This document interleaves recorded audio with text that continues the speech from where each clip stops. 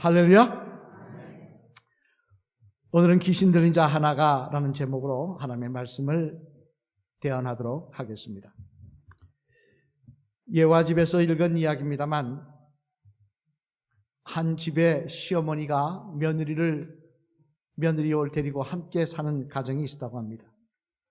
그런데 이 며느리가 다른 집 며느리하고 다르게, 요즘 젊은 며느리들 좀 그렇지 않습니까? 그죠? 옛날 내가 시집 살 때 생각하면 전혀 다르지 않습니까? 그 며느리들하고는 다르게 너무 말도 잘 듣고 시키면 예의에 대답도 잘하고 너무 기뻐서 온 동네방네 며느리를 자랑하고 다녔다는 것입니다. 우리는 며느리를 정말 잘 봤다.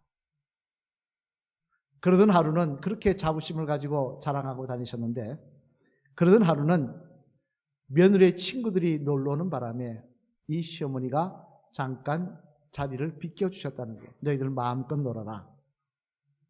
그래서 이웃집으로 마시러 가셨는데 간지 얼마 지나지 않아 그 아주머니가 볼 일이 생겼다고 나가신다고 하니까 어쩔 수 없이 집으로 들어오시면서 혹시 며느리가 친구들하고 노는데 방해가 될까 봐 몰래 조심스럽게 들어오셨다는 것입니다. 그리고는 방으로 들어가려고 하는데, 그런데 이 시어머니의 귀에 방문이 조금 열리는 며느리 방에서 며느리가 친구들에게 퀴즈를 내며 놀고 있는데 그 퀴즈 중에 하나의 소리가 들려오는 겁니다. 뭐라고 들리냐 하니까 에덴 동산이 왜 낙원인 줄 아는 사람, 그렇게 물어보는 것입니다. 여러분, 에덴 동산이 왜 낙원입니까? 시어머니가 없어서. 어떻게 아셨어요? 그러니까 이것저것 대답해도 다 틀렸다고 하더니 며느리가 뭐라 그러느냐, 아는 사람이 없자 자기가 자기 입으로 해야겠는데 시어머니가 없어서 천국이었다는 것입니다. 자, 그러니 이런 이야기를 들은 시어머니 마음이 어떻겠습니까? 그동안 자기 말을 잘 듣고 순종을 잘해서 우리는 며느리 잘 봤다고 동네방네 다니며 입에 침이 마르도록 칭찬하고 다녔는데, 그런 자기의 수고가 얼마나 헛되게 보이겠습니까? 내가 이때까지 뭔 짓을 한 거야? 인생이 허무하게 느껴지는 그런 시간이었을 것입니다만, 왜 이 말씀을 드리냐 그러면 오늘 본문 말씀에도 보면 이처럼 자신들의 수고가 헛되게 보여서 마음이 착잡한 사람들이 나오기 때문에 그렇습니다. 오늘 보면 26절 말씀 앞을 보시면 한번 같이 읽어보실까요? 시작. 그들이 갈릴리 맞은편 그라사 땅에 이르러. 아멘. 무슨 말씀입니까? 이는 예수님과 제자들에 대한 이야기입니다. 지난주 말씀을 드렸던 그 말씀의 연장선상에 있는 말씀입니다. 지난주 무슨 말씀을 드렸습니까? 예수님과 제자들이 갈릴리 바다를, 가버나움에 있었으면 편안히 먹고 쉴 수 있는데 예수님께서 가자고 독촉하셔서 배를 타고 건너다가 풍랑을 만나 다 죽게 될 뻔했습니다. 엄청난 고생을 했습니다. 다행히 예수님께서 일어나셔서 말로 그 바람과 물을 다스리고 난 다음에 잔잔케 되고 난 다음에 이야기인데, 근데 재미난 것은 그렇게 고생을 했으면 예수님께서는 이제 그러면 배를 돌려서 가버나움으로 가자, 베드로의 장모님 집으로 가서, 처갓집으로 가서 좀 쉬자 해야 되는 게 맞지 않겠습니까? 그런데 예수님 뭐라 그러시느냐?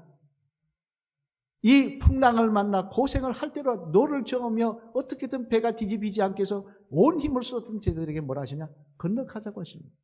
끝까지 가자고 하십니다. 지친 몸으로 한밤중에 배를 저어서 지금처럼 못 타러 가는 배다는 손으로 저어가는 배인데 이 배를 저어서 갈릴리 바다를 건너가는 제자들은 어떤 생각을 했겠습니까? 왜 예수님께서 이렇게 피곤한 우리들을 계속 독려하셔서 가자고 하시는 것일까? 이는 분명히 길 건너에 있는, 이 바다 건너에 있는 그 그라사 지방에 아주 중요한 일이 있었을 것이다. 뭔가 예수님이 주목하시고 기억하시는 중요한 일이 있을 것이다 라고 생각을 했지 않겠습니까? 그리고 열심히 배를 저어서 드디어 도착을 했습니다만, 그런데 그 그라사 지방에 오셔서 예수님이 무슨 일을 하시느냐? 오늘 본문 읽어보실까요? 36절로 37절 말씀 앞을 보시며 같이 읽겠습니다. 시작. 귀신 들렸던 자가 어떻게 구원받았는지를 본 자들이 그들에게 이르매 그라사인의 땅 근방 모든 백성이 크게 두려워하여 예수께 떠나가기를 구하더라. 예수께서 배에 올라 돌아가실세. 아멘. 무슨 일이 있었다고 이야기하고 있습니까? 여기에 보면 재미난 것은요, 그렇게 힘들게 배를 저어서 그라사 땅으로 오셨는데 그라사 마을로 들어가 보지도 못하더라는 거예요. 그라사 마을 땅으로 들어가 보지도 못하고 쫓겨나더라는 것입니다. 그리고 다시 배를 지어서 갈릴리 바다를 건너오시더라는 거예요. 가버나움 쪽으로. 왜? 귀신 들린 사람을 고쳐주는 바람에 그랬다는 것입니다.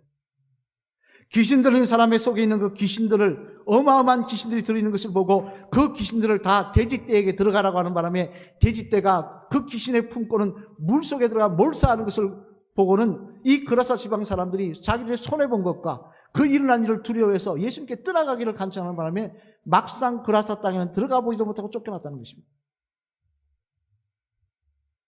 그렇다면 여러분, 제자들의 입장에서는 기가 막히지 않겠습니까? 겨우 이거 하려고 밤새 노를 저어왔나? 겨우 그라사 땅에는 가보지도 못하고 내리자마자 아무 가치 없는 인생,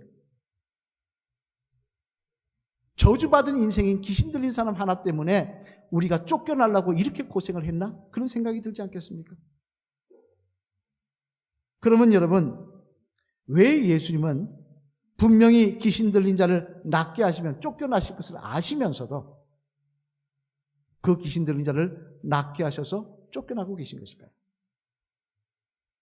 바라기는 오늘 이 말씀을 통해, 이 사건을 통해 우리에게 주시기를 원하시는 주님의 교훈을 바로 깨달아 바른 믿음으로, 바른 믿음 성도의 모습으로 주님 따라가시는 저와 여러분들이 되시기를 주님의 이름으로 간절히 축원을 드립니다. 그러면 왜 예수님은 이처럼 힘들게 밤을 새워 그라사 지방으로 오자고 하시고 놓고는 겨우 아무 하잘것없는 귀신 들린 사람 한 사람 낫게 하셔서 쫓겨나고 계신 것일까? 그 내용을 살펴보면요, 먼저 첫째로 앞을 보시며 같이 읽겠습니다. 시작. 주님은 자격 없는 자까지도 사랑하시는 분이시라는 사실을 알게 하시기 위함이었습니다. 뭘 알게 하시기 위함이었다고요? 자격 없는 자까지도 사랑하시는 분이시라는 사실을 알게 하시기 위해서 그렇게 하셨다는 거예요. 오늘 보면 27절 말씀 앞을 보시며 같이 읽겠습니다. 시작. 예수께서 육지에 내리심에 그 도시 사람으로서 귀신 들린 자 하나가 예수를 만나니 그 사람은 오래 옷을 입지 아니하며 집에 거하지도 아니하고 무덤 사이에 거하는 자라. 아멘.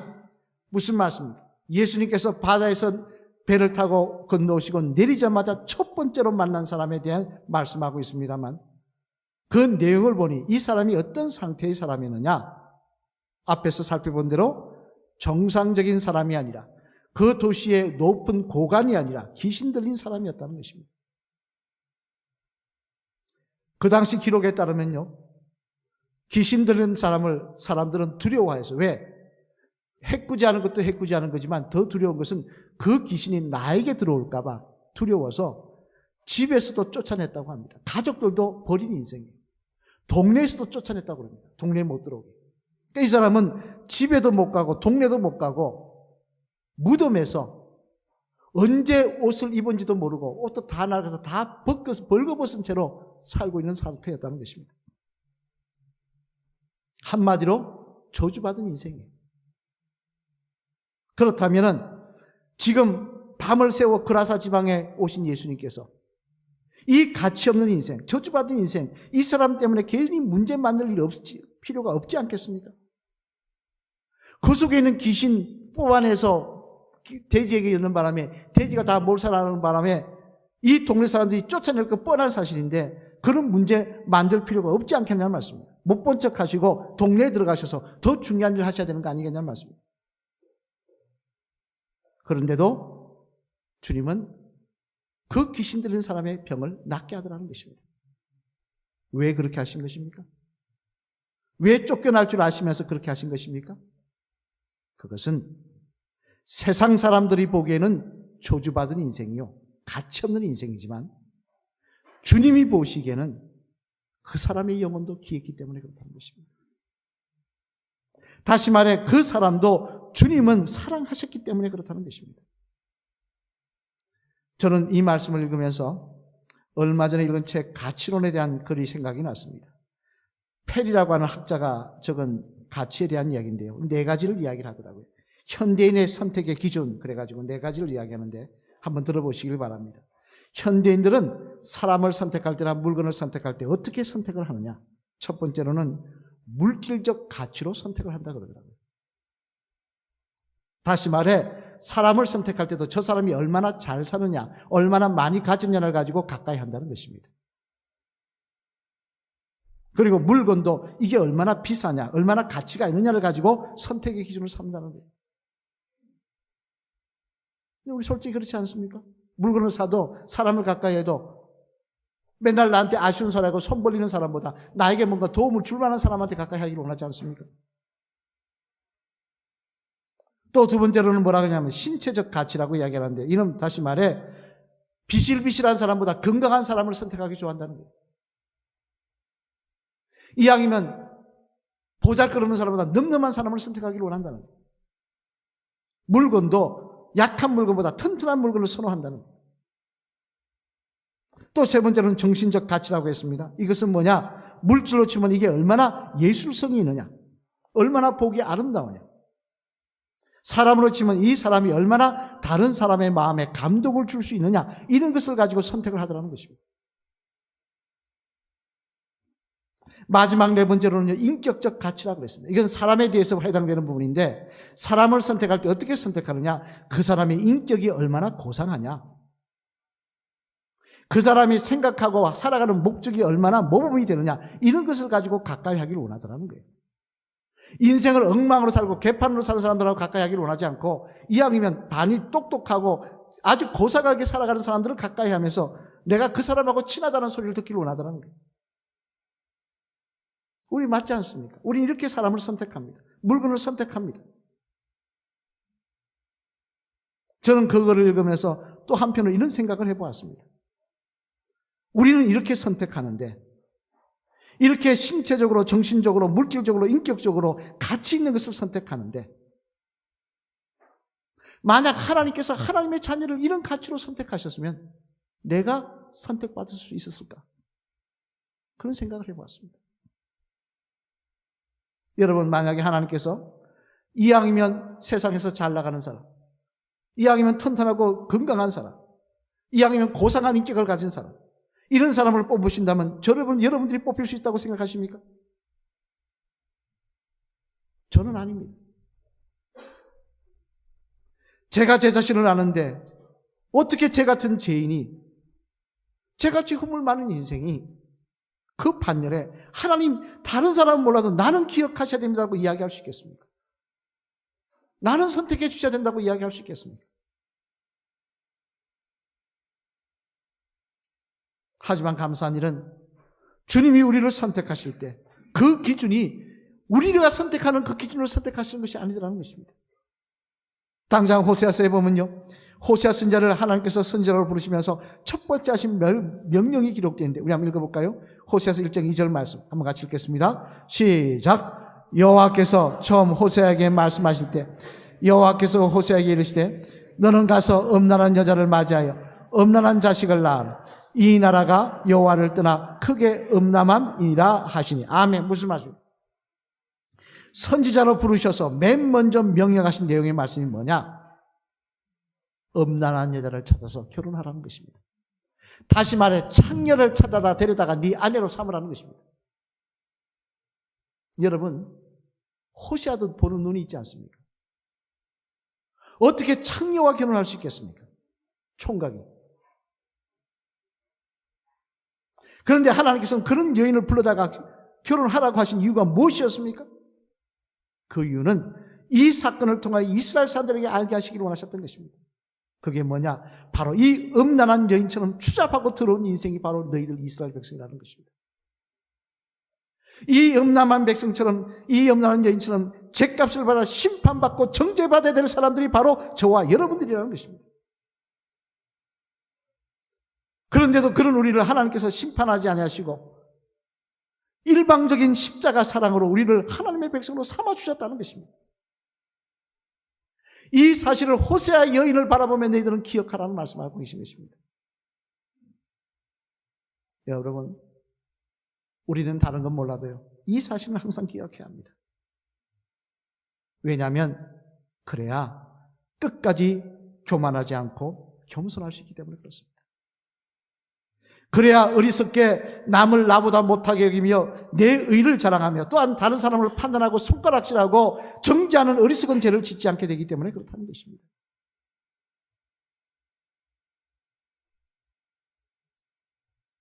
내가 무엇이 간데, 내가 하나님 앞에 자랑할 것이 무엇이 있는데, 내가 남들보다 교회에 오래 다녔다고, 내가 직분이 더 귀하다고, 귀한 직분이 어디 있습니까? 다 귀한 직분이죠.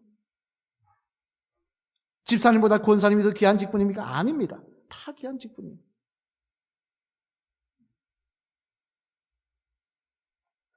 나는 그런 사람이라고 남들을 무시하고, 나는 사회적으로 어떤 사람이 남들을 무시하고, 여러분, 어리석은 인생인 것입니다. 보잘것없는 인생이 우리인 것입니다. 바울은요, 그의 말년에 적은 디모데전서 1장 15절에 자신에 대해서 이렇게 고백합니다. 우리 한 같이 읽어보실까요? 외워야 될 말씀이죠. 시작. 미쁘다 모든 사람이 받을 만한 이 말이요, 그리스도 예수께서 죄인을 구원하시려고 세상에 임하셨다 하였도다. 죄인 중에 내가 괴수입니다. 아멘. 또 고린도전서 15장 10절에도 또 자신에 대해서 이렇게 고백합니다. 우리 고린도전서 15장 10절 말씀도 같이 한번 읽어보실까요? 시작. 그러나 내가 나 된 것은 하나님의 은혜로 된 것이니 내게 주신 그의 은혜가 헛되지 아니하여 내가 모든 사도보다 더 많이 수고하였으나 내가 한 것이 아니요 오직 나와 함께 하신 하나님의 은혜로라. 아멘. 무슨 말씀입니까? 바울은 자기 마음속에 있는 것을 고백하고 있습니다. 한평생 그의 마음속에 자리 잡았던 마음을 고백하고 있습니다. 그게 뭡니까? 나는 자격 없는 사람이라는 것입니다. 나는 죄인 중에 괴수라는 것입니다. 그럼에도 불구하고 내가 이렇게 귀하게 쓰임받을 수 있다는 것은 하나님의 사랑의 결과였다는 거예요. 하나님의 은혜의 결과였다는 거예요. 바울은 이 고백이 그의 가슴 속에 새겨져 있었기에 그는 끝까지 자신이 어떤 사람이라고 자랑하지 아니하고 겸손한 모습으로 사명을 감당할 수가 있었던 것입니다. 여러분, 오늘 주님은요, 그 귀신 들린 사람을 바라보며 저 가치없는 인간을, 저 저주받은 인간을 왜 낫게 하셔서 이렇게 우리를 쫓겨나게 하십니까? 라고 원망의 눈으로 바라보는 제자들에게 이렇게 말씀하고 계신 것입니다. 바로 너희도 이 인생과 다를 바 없는 인생이라고 말입니다. 바로 너희도 이 인생과 똑같은 인생이라고 말입니다. 너희는 너희가 낫다고 생각할지 모르지만 내가 보기에는 너보다 더 못한 인생이라는 것입니다. 내가 이 사람을 불쌍히 여기는 이 사랑이 없었다면 너희도 영원한 천국을 꿈꿀 수 없었다고 말씀하고 계신 것입니다. 여러분, 귀신 들린 자 하나를 소중하게 생각하시는 그 주님의 사랑이 없었다면 저와 여러분도 이 자리에 있을 수 없는 사람들입니다. 저와 여러분들도 구원을 꿈꾸며 천국을 소망할 수 없는 사람들입니다. 그런데 우리가 무엇을 자랑할 수 있겠습니까? 무엇을 내세우며 무엇을 정죄하며 남에게 손가락질할 자격이 우리에게 있겠습니까? 바라기는 주님의 사랑이 없었다면 지금의 나가 있을 수 없다는 사실을 기억하시고 무엇보다 항상 겸손하는 주의 성도 되시기를 바랍니다. 그리고 항상 감사하는 성도가 되시기를 바랍니다. 그래서 주님, 나 같은 죄인의 괴수를 사랑하여 주셔서 택하여 주시고 귀한 사명 맡겨주신 것 감사합니다라고 고백할 수 있는 그런 저와 여러분 되셔서 그 모습으로 끝까지 충성하는 귀한 믿음의 성도들 다 되시기를 주님의 이름으로 간절히 축원을 드립니다. 둘째로 또 하나 이 사건을 통해 주님이 제자들에게 말씀하시고 싶으신 것이 있습니다. 그건 뭐냐? 같이 읽겠습니다. 시작. 주님은 사랑으로 심은 것은 반드시 열매를 맺는다는 사실을 알게 하시기 위함이었습니다. 뭐라고요? 사랑으로 심은 것은 반드시 열매를 맺는다는 것입니다. 오늘 보면 39절 말씀 앞을 보시며 같이 읽겠습니다. 시작. 집으로 돌아가 내게 어떻게 큰 일을 행하셨는지를 말하라 하시니 그가 가서 예수께서 자기에게 어떻게 큰 일을 행하셨는지를 온 성내에 전파하니라. 아멘. 무슨 말씀입니까? 예수님께서 낫게 하시고 쫓겨나신 후에 일어난 일을 기록하고 있습니다만, 예수님께서 이 귀신 들린 사람에게 너는 가서 이 사실을 증거하라 하셨다는 겁니다. 그러자 그 사람이 그 명령을 따라 성례의 말씀을 증거하러 다녔다는 것인데, 그럼 그가 어디까지 증거하고 다녔느냐? 그라사 지방만 다녔느냐? 아닙니다. 마가복음 5장 20절 말씀을 보면요, 그 내용이 구체적으로 기록되어 있는데, 우리 마가복음 5장 20절 말씀 앞으로 보시면 같이 읽겠습니다. 시작. 그가 가서 예수께서 자기에게 어떻게 큰일을 행하셨는지를 데가볼리에 전파하니 모든 사람이 놀랍게 여기더라. 아멘. 무슨 말씀이에요? 여기 그가 어디에 전파했다고요? 데가볼리. 데가볼리가 어떤 도시입니까? 이 데가볼리는 한 도시를 이야기하는 게 아니에요. 우리나라 말로 하면은 번역하면 10개의 도시라는 뜻입니다. 데가볼리, 10개의 도시. 한 도시만 아니라 10개의 지방을 돌아다니며 말씀을 전했다는 것입니다. 그 도시가 어디냐? 바로 그라사 지방, 다마스커스 지방, 필라델피아 지방 등 그 근방에 있는 10개의 도시를 먼 길을 걸어 다니며 그가 예수 그리스도가 구주시라고, 그리스도라고 전하고 다녔다는 것입니다. 그러자 어떤 일이 일어납니까? 지금은 예수님께서 쫓겨나십니다. 그런데 그 뒤에 다시 예수님께서 데가볼리 지방을 방문하자 어떤 일이 일어나냐? 사람들이 예수님께 달려나서 말씀을 듣습니다. 예수님을 영접합니다. 다시 말해, 계산적인 사람의 눈으로 볼 때는 저 귀신 들린 사람 하나 고쳐서 왜 고난을 당하고 있느냐라고 이야기할 수 있는 그 일을 행하셨더니, 사랑으로 행하셨더니 그 일이 자라서 그라사 지역, 데가볼리 지역, 마다스카스 지방 이런 도시 등등에 하나님의 말씀이, 복음이 전파되는 역사가 일어나게 만들더라는 것입니다.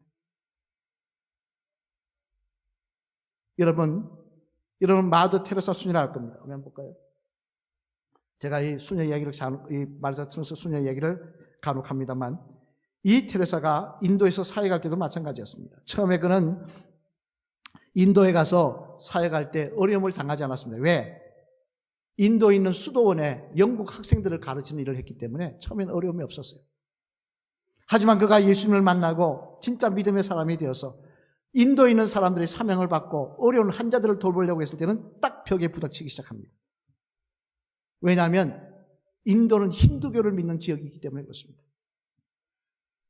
이 마더 테레사가 와서 예수님을, 하나님을 전하니까, 선교하며 사람들을 하니까 못하게 막고 방해합니다. 영국에 눈치가 있어서 마지못해 허락은 하지만 하는 곳곳마다 못하게 방해하고, 특히나 관청과 일반 사람들도 다 방해하고 돕는 자가 하나도 없었어요. 하지만 놀라운 일은 그로부터 몇 년 지나지 않아서 일어나게 됩니다. 어떻게 일어나냐? 180도로 바뀝니다. 사람들이 테레사 수녀에게 찾아옵니다. 자원봉사하겠다고 찾아온 사람이 생깁니다. 심지어 관청에서는 어떻게 했느냐? 힌두교 사원을 내주어서 이 사원을 마음대로 사용하라고 이야기했습니다. 더군다나 그녀에게 찾아와서 아팠던 사람 중에, 낯선 사람 중에 예수님을 믿겠다는 사람도 생기더라는 겁니다. 어떻게 이런 일이 일어납니까? 그래서 기자가 찾아와서 물어봤다는 거예요. 어떻게 이런 일이 일어났냐고. 그랬더니 테레사 수녀가 이야기가 아주 작은 일 하나로 시작했다는 거예요. 하루는 길거리에 가는데 버림받은 여인입니다. 집에서 버림받아서 병이 들었는데 얼마나 병이 위중했으면 몸이 한쪽이 썩어 들어가고 있는 거예요. 그 썩어 들어가는 것을 지들이 파먹고 있더라는 것입니다. 길거리에서. 누구 하나 돌보지 않는 거예요. 그렇게 죽어가는 걸 보면서. 테레사서는 그 여인을 보고 사랑하는 마음으로 자기의 숙소에 데려와서 치유하기 시작했다는 거예요. 그 여인이 점점 나아가자 이게 소문이 나서는 사람들이 찾아오기 시작했고, 결국은 인도의 관측까지 나서서 테레사 수녀를 도와주는 역사가 일어났다는 것입니다. 그러면서 그녀는 이렇게 이야기를 합니다. 내가 대단한 것이 아닙니다. 주님으로부터 받은 사랑이 너무 커서 그 사랑에 감사하며 한 일에 이렇게 주님께서 열매를 맺게 해주신 것뿐입니다. 여러분, 사랑으로 심으면 반드시 열매가 맺히는 법입니다. 당장 예수님을 3번 부인했던 베드로도 어떻습니까? 너 왜 내 부인했느냐? 너 안 하기로 약속했지 않느냐라고 책망하셨습니까? 아닙니다. 어리석은 인생이었지만 하나님 주님 용서해 주시고 사랑으로 품자 어떤 일을 합니까? 베드로가 초대교회를 세우고 나가서 예수님 대신 예수님을 위해서 십자가에 거꾸로 못 박혀 죽는 일을 이루었지 않습니까?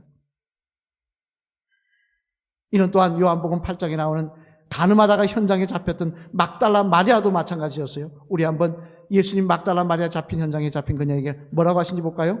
요한복음 8장 10절로 11절 말씀 앞으로 보시면 같이 읽겠습니다. 시작. 예수께서 일어나사 여자 외에 아무도 없는 것을 보시고 이르시되 여자여 너를 고발하던 그들이 어디 있느냐? 너를 정죄한 자가 없느냐? 대답하되 주여 없나이다. 예수께서 이르시되 나도 너를 정죄하지 아니하노니 가서 다시는 죄를 범하지 말라 하시니라. 아멘. 무슨 말씀입니까? 율법에 의하면 가늠하다 여인 잡힌 여인은 돌에 맞아 죽어야 했습니다. 예수님은 그녀를 그렇게 하지 않고 사랑으로 용서해 주시더라고요. 사랑으로 대하며 용서해 주시더라고요. 그러자 어떻게 됩니까? 한때 창이었던 그녀가 죽기까지 주님을 따르며 초대교회를 위하여 귀하게 쓰임받는 일꾼이 되더라는 거예요. 따라서 여러분, 오늘 우리들도 내가 받은 사랑 생각하며 그 사랑 베풀 때 주님은 반드시 그 사랑의 손길에, 그 사랑의 말 한마디에 아름다운 열매가 맺혀지는 역사를 허락하여 주실 줄로 믿습니다.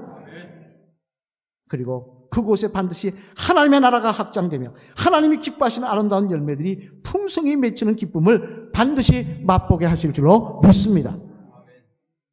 사랑하는 성도 여러분, 미국 신학자 중에 한 사람인 라이놀드 니브라는 사람이 있습니다. 한번 볼까요? 이렇게 생겼습니다. 아주 눈이 날카롭게 생겼죠. 그는 그의 책에서 이런 말을 했습니다. 한번 들어보시기 바랍니다. 예수님을 믿는 것은 십자가의 사랑을 깨닫는 것이다 라고 했습니다. 예수님을 믿는 게 뭐냐? 십자가의 사랑을 깨닫는 것이라는 것입니다. 그렇다면 여러분, 십자가의 사랑은 어떤 사랑입니까? 예수님이 십자가에 매달리신 그 사랑은 어떤 사랑입니까? 그것은 자격 없는 자를 사랑하신 사랑입니다. 귀신 들린 자같이 아무 가치 없는 인생을 사랑하신 사랑입니다. 그리고 오늘도 계속해서 주님을 실망시켜드리고 있는 저와 여러분들을 여겨저니 포기하지 아니하시고 믿음의 사람으로, 천국의 사람으로 만들어 가시는 사랑입니다. 이 사랑을 우리가 기억한다면요, 우린 교만할 수 없습니다. 우린 남을 정죄할 수 없습니다. 남의 이야기를 할 수 없습니다. 내가 무슨 자격으로 합니까? 내가 무슨 가치로 할 수 있습니까? 그저 감사할 뿐이죠. 죄인의 개수라고 겸손할 뿐이죠. 그리고 그 받은 사랑에 감격하여 그 사랑 베푸시는 것뿐이죠. 우리가 그렇게 살아갈 때 하나님 우리를 통해 영광 받으시며 우리가 가는 곳곳마다 하나님 기뻐하신 일들이 일어나게 하시는 은혜를 허락하여 주실 줄로 믿습니다. 우리 마지막으로 잘 따라할까요? 집사님, 주님의 십자가 사랑이 없으면 집사님이나 나나 구원받을 수 없는 사람들입니다. 맞습니까? 따라하겠습니다. 받은 사랑 바로 알아. 끝까지 겸손하시며 그 사랑 전하며 사시는 그런 집사님 되시길 바랍니다. 할렐루야. 아멘. 주님의 십자가 사랑 우리가 안다면요, 교만할 수 없습니다. 나에게 베푸신 사랑 안다면요, 우린 내 앞에 남들을 정죄할 수 없습니다. 그리고 그 사랑 안다면요, 사랑 베풀며 살 수밖에 없는 것입니다. 디모데전서 1장 14절 말씀 우리 한번 같이 읽어보실까요? 시작. 우리 주의 은혜가 그리스도 예수 안에 있는 믿음과 사랑과 함께 넘치도록 풍성하였도다. 아멘. 디모데전서는요, 바울이 목이 잘려 죽기 순교하기 얼마 전에 적은 글입니다. 그는 그것을 이야기합니다. 자기 인생을 돌아보니까 예수님의 사랑과 믿음과 사랑과 함께 은혜가 넘치도록 풍성하였다는 것입니다.